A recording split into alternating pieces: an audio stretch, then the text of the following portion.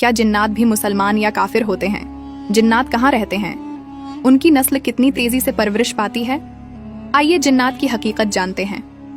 जिन्नात अल्लाह ताला की ऐसी खौफनाक मखलूक है जिनको आग से पैदा किया गया। तख्लीकी आदम से 2000 साल पहले जिन्नात जमीन पर रहते थे। जिन्नात इंसानों से 9 गुना ज्यादा हैं। इब्लीस तमाम जिन्नात का बाप है। जिस तरह इंसानों के अंदर मुख्तलिफ मज़ाहिब और गिरोहों के लोग पाए जाते हैं, इसी तरह जिन्नात की नस्ल में 10 तरह के गिरोह पाए जाते हैं। जिन्नात का एक गिरोह कब्रिस्तानों में पाया जाता है। ये जिन्नात कब्रों से इंसानों की हड्डियां और गोश्त निकाल कर खाते हैं और कई बार जिंदा इंसानों के आज़ा को भी खा जाते हैं। जिन्नात का ये गिरोह सांप और कुत्ते की शक्ल भी अख्तियार कर लेता है। जिन्नात का दूसरा खौफनाक गिरोह हातिफ है। हातिफ जिन्नात का वो गिरोह है जो मुख्तलिफ किस्म की आवाज़ें निकालने में माहिर होते हैं।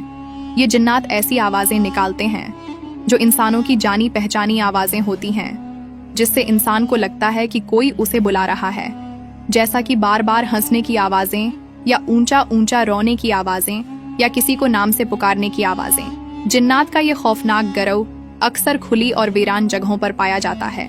जिन्नात की तीसरी किस्म हमजाद जिन है। हमजाद जिन हर वक्त इंसान के साथ रहता है।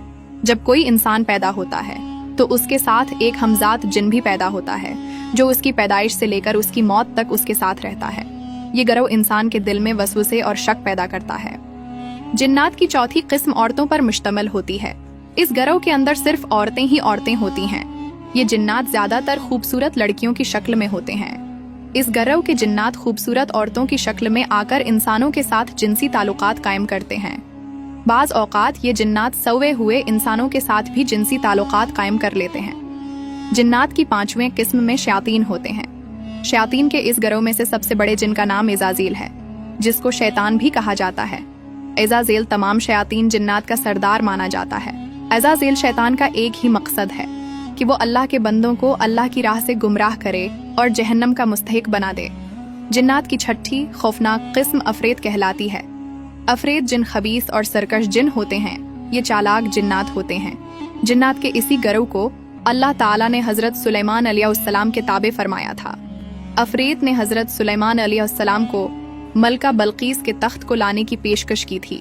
जिन्नात के इसी गिरोह ने हेकले सुलेमानी भी तामीर किया था। जिन्नात का सातवां खौफनाक गिरोह नसनस है।